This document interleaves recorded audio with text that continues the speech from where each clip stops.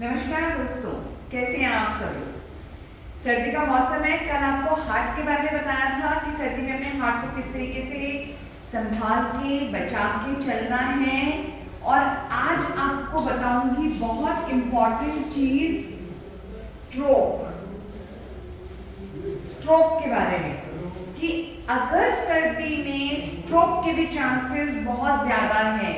Stroke का क्या मतलब है? स्ट्रोक का मतलब है जब आपके ब्रेन को ब्लड सप्लाई नहीं मिल रही एंड यू गेट पैरालाइज्ड, यानी कि जब आपके दिमाग में ब्लड सप्लाई नहीं जाएगी, आपकी बॉडी का वो हिस्सा जो दिमाग के उस हिस्से से जहां से काम हो रहा है वो हिस्सा पैरालाइज हो जाएगा, यानी कि लकवा मार जाएगा।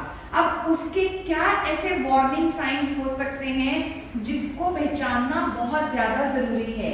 उसको हमने न्यूमोनिक में लिया है fast, FAST, F for your face.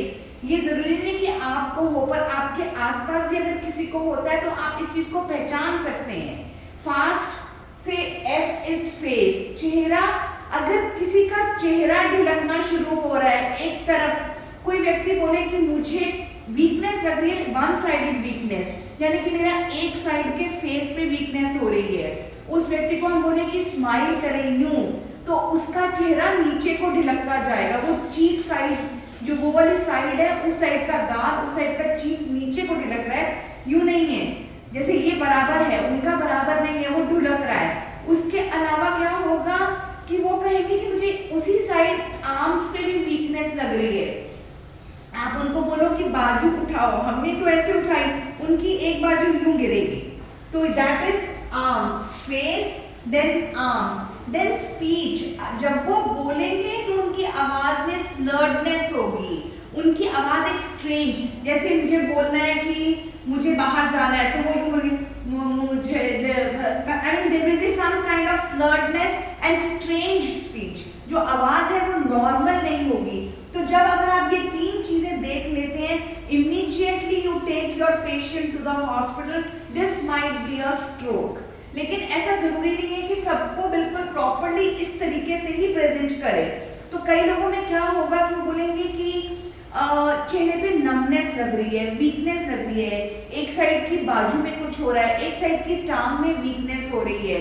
तो इस तरीके से लोग बोलेंगे, या वो बोलेंगे कि उनको कुछ कंफ्यूजन लग रहा है, बात समझ में नहीं आ रही, ना वो बोल पा रहे हैं, ना वो बोलना दूसरे का समझ पा रहे हैं। या वो बोलेंगे कि उनको दिखाई नहीं दे रहा है, या वो बोलेंगे कि उनको दो दिखाई दे रहे हैं, या वो बोलेंगे कि उनको चक्कर आ रहा है, ऐसा लग रहा है जैसे पूरा का पूरा कमरा, the entire room is spinning, तो पूरा कमरा घूम रहा है, या उनको बहुत जबरदस्त चक्कर आ रहा है, डिसओरिएंटेड है, उन्हें नहीं पता वो क्या कर रहे हैं। ही और she is so much confused, ना वो आपको समझा पा रहे हैं, ना आपकी बात वो ग्रैस्प कर पा रहे हैं। तो इस तरीके के सिम्टम्स अगर किसी को आ रहे हैं एंड द पेशेंट जो है वो ऑलरेडी हाइपरटेंसिव है, एज भी उनकी ज़्यादा है, या उनका लिपिड प्रोफाइल भी ज़्यादा रहता है, वो हार्ट के पेशेंट भी रह चुके हैं, तो ये आपको पूरा संदेश दे रहा है कि इनको स्ट्रोक ना हो रहा हो, इनको फटाफट हॉस्पिटल में लेके जाना है।